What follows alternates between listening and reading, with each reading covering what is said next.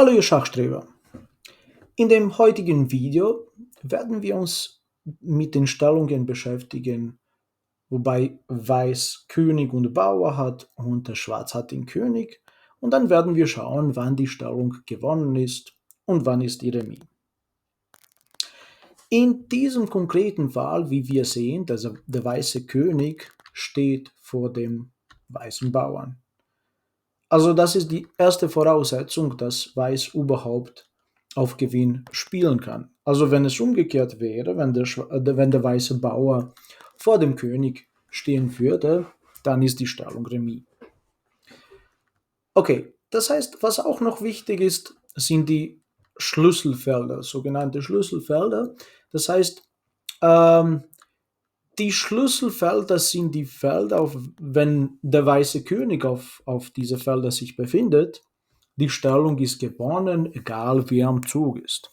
Das heißt, in dem konkreten Fall, also wir betrachten einfach den E4-Bauern, also er befindet sich auf dem Feld E4, wir überspringen eine Reihe und das Feld E6 ist ein Schlüsselfeld. Das heißt, die Nachbarnfelder F6 und D6 sind auch die Schlüsselfelder. Das heißt, wenn der weiße König schafft, auf diese Felder zu kommen, die Stellung ist gewonnen. In dem Fall, wenn Schwarz am Zug ist, Weiß wird gewinnen. Und wenn Weiß am Zug ist, die Stellung ist Remis. Schauen wir uns an. Also das heißt, schwarzer König steht in der Opposition, also davon haben wir schon gesprochen. Das heißt, wenn zwischen zwei Könige ein Feld Abstand ist, oder die Könige stehen gegenüber, also dann haben wir Opposition. Das heißt, in dem konkreten Fall, der schwarze König muss die Opposition verlassen. Er geht entweder auf F7 oder auf D7. Und dann gehen wir quer mit dem König auf die andere Seite. Das heißt, unser König hat schon ein von diesen drei Feldern erreicht und die Stellung soll jetzt gewonnen sein. Wenn Schwarz mit dem König nach vorne geht, werden wir mit dem Bauern nach vorne gehen. Das heißt, wenn der Bauer schon da ist, das schaut sehr gut aus, weil nach König D7 spielen wir König F7 und der König hat alle wichtigen Felder jetzt unter Kontrolle und der weiße Bauer rennt durch. Also das heißt König D8, E6, König geht weg und dann letztendlich holen wir uns die Dame. Wenn der schwarze König auf F7 statt auf D7 geht, gehen wir schon wieder mit dem König quer ein Feld und dann kommt der König auf einen von diesen drei Schlüsselfeldern. Das heißt, in dem Fall gehe ich nicht mit dem König nach vorne, sondern schauen wir uns an, wenn der König rückwärts geht auf E8, dann machen wir schon wieder die Opposition. Der schwarze König muss jetzt entweder auf F8 oder auf D8. Nehmen wir an, dass er König F8 spielt. Wir verfolgen unser Verfahren. Das heißt, der König geht auf D7, König F7 und wie wir jetzt sehen, der Bauer hat einfach die Möglichkeit, sich um die Dame umzuwandeln.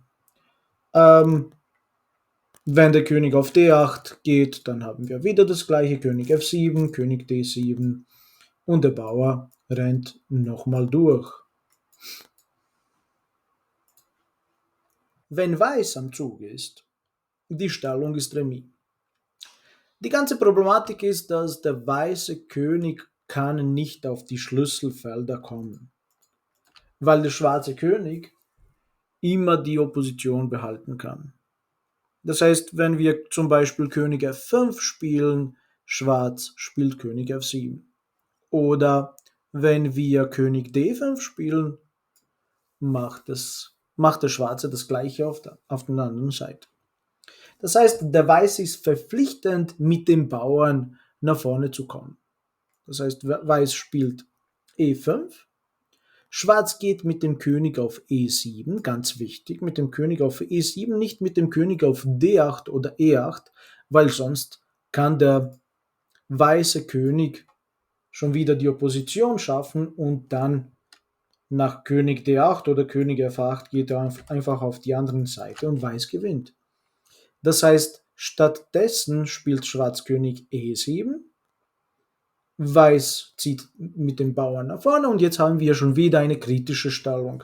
Das heißt, wichtig ist für Schwarz nicht mit dem König nach vorne zu gehen oder irgendwie quer zu gehen, sondern der König bleibt genau auf dieser Linie, wo sich der weiße Bauer befindet. Das heißt, Schwarz spielt König E8 und jetzt nach König D6 können wir schon wieder in die Opposition kommen. Nach E7 König E8 und das ist jetzt nach König E6 Patt. Wenn Weiß irgendwie noch ein bisschen abwarten würde und spielt mit dem König zum Beispiel auf E4 oder E5 oder D4, ja, sagen wir zum Beispiel König E5, wir werden mit dem König einfach zurück auf E7 gehen. Das heißt, er geht auf F5, wir bleiben, wie gesagt, auf der gleichen Linie, wo der Bauer steht. Sobald der weiße König nach vorne geht, werden wir ihn verfolgen und schon wieder mit dem König in die Opposition kommen und dann das gleiche passiert schon wieder. Also das heißt E7, König E8 und Weiß kann entweder König E6 spielen und schon wieder Patt produzieren oder geht der König irgendwie auf ein anderes Feld, aber dann schlägt man den Bauern und dann haben wir schon wieder Remis. Danke fürs Zuschauen.